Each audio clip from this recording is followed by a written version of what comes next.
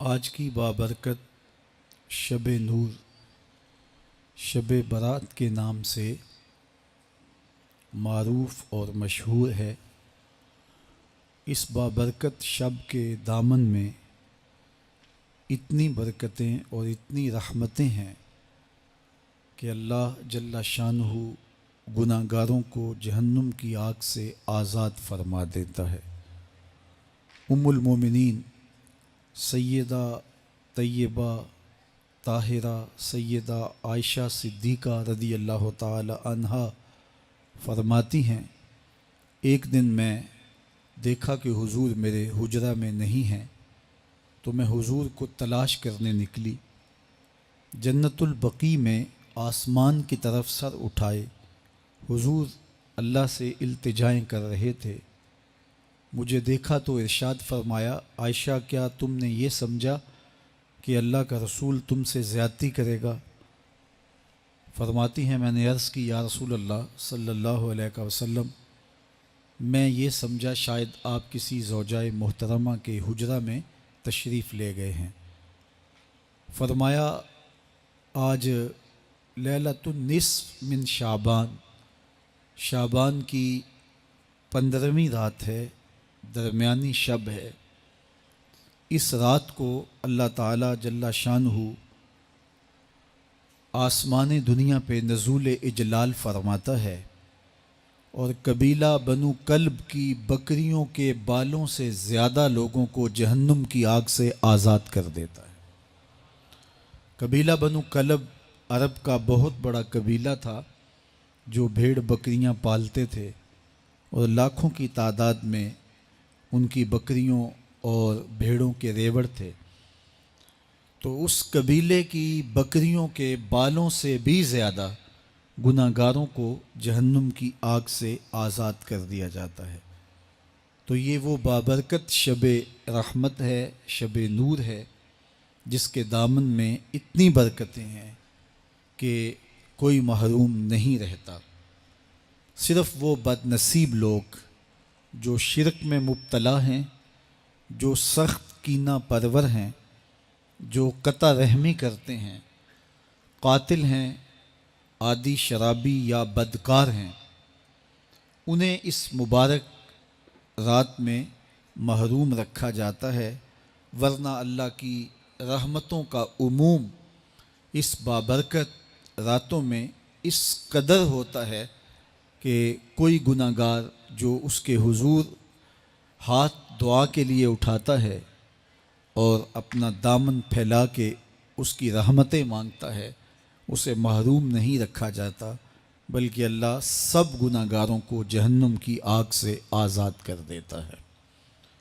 ایک روایت میں آتا ہے کہ اللہ لیلۃ النصف من شعبان، شعبان کی 15ویں رات کو آسمان دنیا پہ اپنی رحمتوں سے جلوہ گر ہوتا ہے اور فرماتا ہے کوئی رزق مانگنے والا، میں اس کی جھولیاں بھر دوں، ہے کوئی مغفرت طلب کرنے والا، میں اس کے گناہ معاف کر دوں، ہے کوئی مجھ سے عافیت مانگنے والا، میں اس کو عافیتوں سے نواز دوں، ہے کوئی فلاں چیز مانگنے والا، ہے کوئی فلاں چیز مانگنے والا، اس کی رحمتیں آواز دیتی ہیں اور یہ آواز غروب آفتاب سے لے کر کے طلوع فجر تک مسلسل بندوں کو دی جاتی ہے، اور بندے اس کے حضور اگر دست طلب دراز کریں، اپنی جھولی پھیلائیں، تو اللہ تعالیٰ ان کو ان کے مانگنے سے بھی زیادہ عطا فرماتا ہے۔ اس امت کو اللہ تعالیٰ نے اس طرح کی راتیں دے کر کے مغفرت، بخشش، غفران اور رحمتوں کی فراوانی نصیب کی ہے۔ میرے حضور نے ارشاد فرمایا ایک شخص صبح سے لے کے ظہر تک مزدوری کرتا ہے، اس کو ایک قیراط ملتا ہے۔ ایک ظہر سے لے کر عصر تک مزدوری کرتا ہے، اس کا وقت تھوڑا ہے لیکن اس کو بھی ایک قیراط ملتا ہے۔ اور تیسرا شخص عصر سے لے کر مغرب تک مزدوری کرتا ہے، اس کو 2 قیراط ملتے ہیں، جبکہ اس کا وقت دونوں سے کم ہے۔ فرمایا پہلی مثال یہود کی ہے، دوسری مثال نصارہ کی ہے، اور تیسری مثال میری امت کی ہے کہ اس کو تھوڑے عمل پر زیادہ ثواب دیا جاتا ہے۔ تو یہود اور نصارہ نے اس پہ برا منایا تو حضور علیہ السلام نے فرمایا کہ اللہ نے ان کے اجر میں تو کمی نہیں کی، لیکن مسلمانوں کو زیادہ اجر دے دیا، تو یہ اس کی کرم نوازی ہے۔ تو یہ تھوڑے وقت کی عبادتیں اور چند راتوں کی بیداری اور مخصوص اوقات میں اللہ کے حضور عبادت و ریاضت ایک گناہ گار کو کہاں سے کہاں تک پہنچا دیتی ہے، اس کے گناہوں کی معافی کا ذریعہ بھی بنتی ہے اور درجات کی بلندی کا سبب بھی۔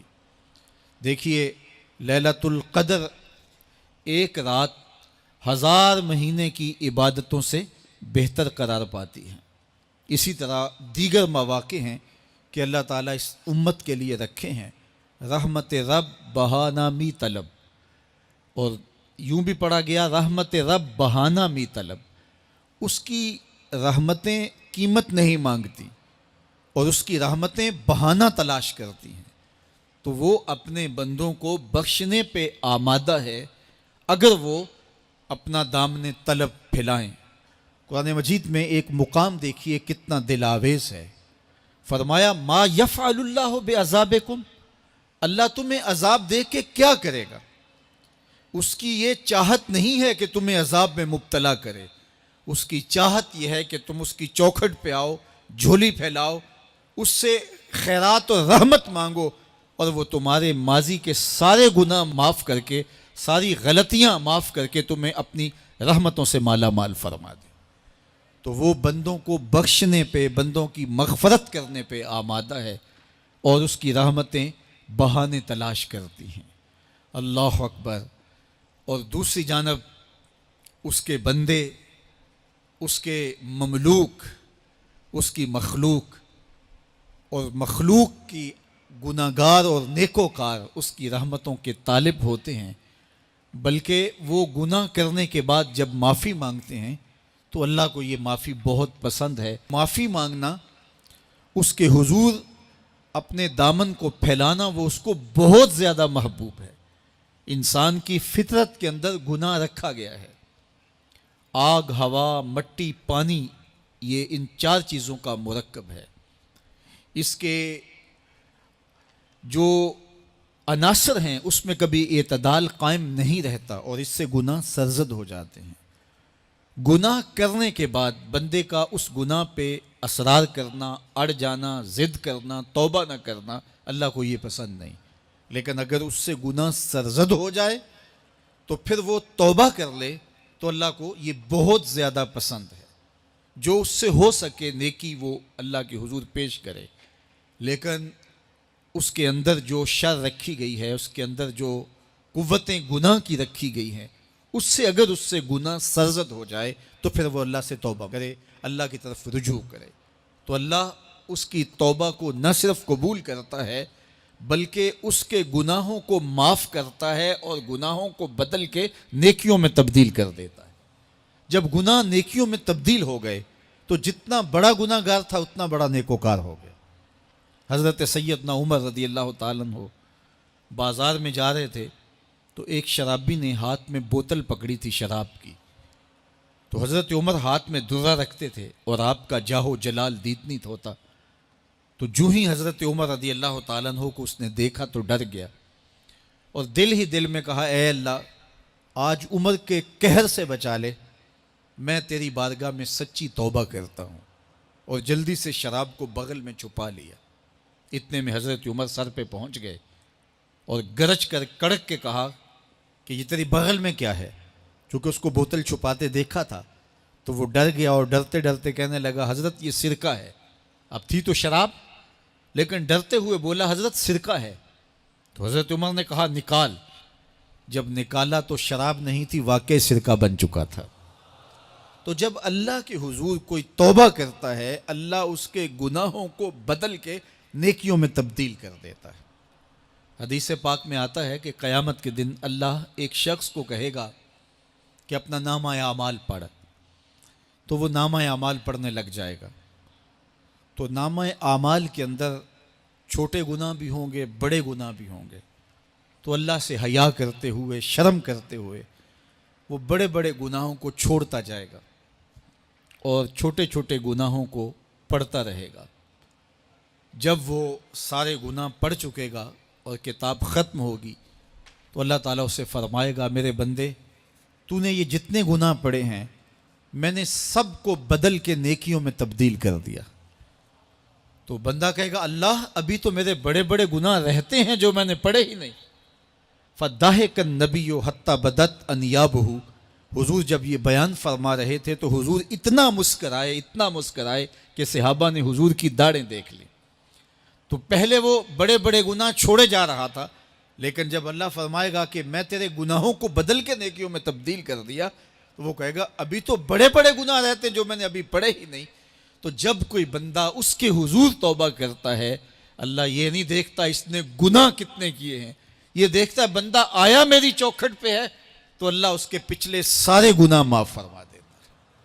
اللہ اکبر۔ میرے اور آپ کے آقا و مولا نے اللہ کے حضور توبہ کرنے اور اس پر اللہ کی خوشی اور اللہ کی خوشنودی کا ذکر کرتے ہوئے ایک مثال بیان فرمائی کہ ایک شخص صحرا میں سفر کر رہا تھا، تو وہ ایک درخت کے نیچے دوپہر کاٹنے کے لیے، سستانے کے لیے رک گیا اور درخت کے ساتھ اپنے اونٹ کو باندھ دیا اور خود لیٹ گیا تاکہ دوپہر کاٹ لوں۔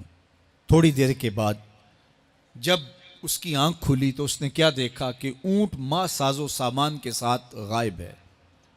اب صحرا میں اونٹ کا گم ہو جانا گویا زندگی چلے جانے کے مترادف ہے۔ تو اس نے دائیں بائیں بھاگ دوڑ کے دیکھا کہ کہیں اونٹ کا نشان مل جائے، لیکن اونٹ کا نشان نہیں ملا۔ تا حد نظر کوئی انسانی آبادی نہیں۔ وہ بھاگا اور تھک ہار کے دوبارہ اسی درخت کے نیچے بیٹھ گیا اور پیاس سے ہلکان ہوا جا رہا تھا اور درخت کے ساتھ ٹیک لگا کے لیٹ گیا اور موت کا انتظار کرنے لگا۔ جن لوگوں نے صحرا کا سفر کیا ہے ان کو اس بات کا اندازہ ہوگا کہ کئی 100 میل تک انسانی آبادی ہی نہیں، اب نہ کچھ کھانے کے لیے بچا نہ کچھ پینے کے لیے بچا، اونٹ بھی غائب ہو گیا، توشہ بھی ساتھ ہی چلا گیا، تو اب ظاہر ہے سیدھی موت ہی نظر آ رہی ہے۔ تو وہ اس درخت کے ساتھ ٹیک لگا کے بیٹھ جاتا ہے اور موت کا منتظر ہوتا ہے۔ تھوڑی دیر کے بعد پھر اس کی دوبارہ آنکھ لگ جاتی ہے۔ جب دوبارہ آنکھ لگتی ہے تو تھوڑی دیر بعد پھر آنکھ کھلتی ہے۔ جب دوبارہ آنکھ کھلتی ہے تو دیکھتا ہے کہ اونٹ جو گما تھا ماں ساز و سامان کے اس کے پاس کھڑا ہے۔ تو صحرا میں اس حالت میں اونٹ کا مل جانا زندگی مل جانے کے مترادف ہے۔ تو وہ اتنا خوش ہوا کہ خوشی کی انتہا نہ رہی، بلکہ مسرتوں کے ہجوم میں درک گیا اور کہنے کیا لگا، اللہم انت عبدی وانا ربک، اے اللہ تو میرا بندہ اور میں تیرا رب۔ کہنا تو یہ تھا کہ تو میرا رب اور میں تیرا بندہ، لیکن مسرتوں کا ہجوم ہی اتنا تھا، خوشیوں کا ہجوم ہی اتنا تھا کہ زبان پہ قابو نہ رہا۔ کسی کے آنے سے ایسے ہوش اڑے ساقی کے، شراب سیخ پہ ڈالی اور بوتل میں کباب۔ کہنا یہ تھا اللہم انت ربی وانا عبدک، لیکن اس قدر خوش ہوا جب بھی تیری قربت کے امکان نظر آئے ہم اتنے خوش ہوئے کہ پریشان نظر آئے۔ تو کہنا یہ تھا کہ اے اللہ تو میرا رب اور میں تیرا بندہ، لیکن خوشیوں کے ہجوم میں وہ کہتا ہے اللہم انت عبدی وانا ربک، اے اللہ تو میرا بندہ اور میں تیرا رب۔ حضور یہ بات بیان کرنے کے بعد صحابہ سے پوچھتے ہیں کہ ذرا بتاؤ اس بندے کو کتنی خوشی ہوئی کہ خوشی میں زبان بھی قابو نہ رہی اور اپنے آپ پہ کنٹرول نہ رہا، اور خوشیوں کے ہجوم میں اسے یہ بھی پتہ نہیں چل رہا کہ وہ کیا بول رہا ہے۔ تو صحابہ نے عرض کی حضور بہت زیادہ اسے خوشی ہوئی۔ تو میرے حضور نے یہ بات کرنے کے بعد ارشاد فرمایا، جس طرح اس کو گما ہوا اونٹ ملا اور اس کی خوشی کی انتہا نہ رہی، تو فرمایا جب کوئی شخص توبہ کرتا ہے اور اللہ کی حضور پلٹ کے آتا ہے، گناہوں سے معافی مانگ کے اس کی دہلیز پہ آتا ہے، میرے حضور نے فرمایا اللہ اس سے بھی زیادہ خوش ہوتا ہے کہ میرا بندہ میری چوکھٹ پہ آ گیا ہے۔ تو وہ یہ چاہتا نہیں کہ اپنے بندوں کو عذاب دوں، وہ خود آگ میں چھلانگے لگائیں تو اس کی مرضی، اگر گناہ سرزد بھی ہو گیا ہے تو کوئی بات نہیں، معافی مانگ لی جائے.